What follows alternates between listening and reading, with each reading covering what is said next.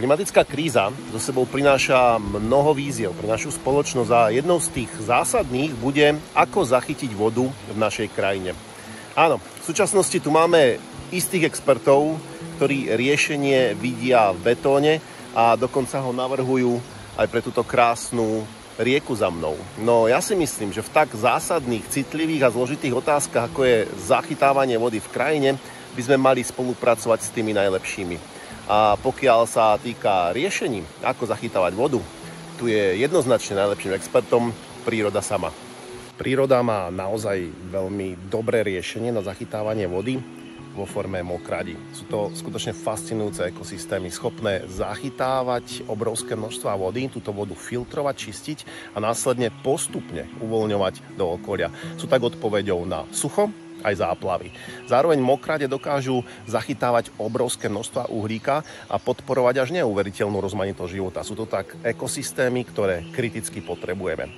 Žiaľ, v Európe sme mokraďam vyhlásili už dávno vojnu a väčšinu z nich sme už dávno zničili, odvodnili, vysušili. Dobrou správou je, že na scéne sa objavuje expert, ktorý dokáže tieto mokrade obnoviť v rekordne krátkom čase.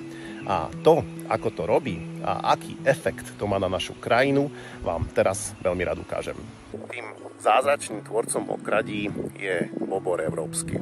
Úžasný živočíšny druh, ktorý sa akoby zázrakom vracia naspäť všade tam, kde sme ho pred 10 ročiami vyhubili a vytvára tieto úžasné ekosystémy. Tu sa nachádzam na mieste, kde pred pár rokmi pretekal drobný horský potôčik.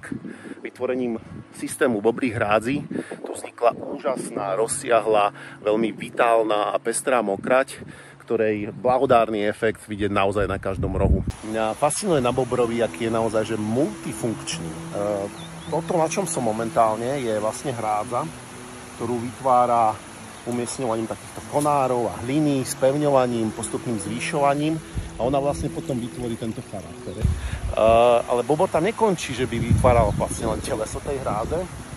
On do nej postupne zapicháva vlastne konáriky vrb a tá hrádza postupne prerastie koreňmi tých vrb, je ešte pevnejšia a zároveň produkuje mu tú zelenú stravu, ktorú potrebuje. Mladé konáriky vrb, ktoré postupne ostriháva, tým vám to udržuje a vytvára naozaj veľmi pevné teleso hrádze, ktoré po 2-3 rokoch je už potom svojím spôsobom nezničiteľné, treba s prívalovými dažďami.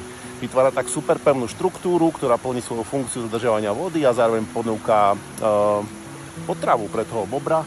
Nehovoriac o tom, aký je to špecifický biotop pre mnohé druhy hmyzu, možno aj húb, obojživelníkov, vtákov, čohokoľvek.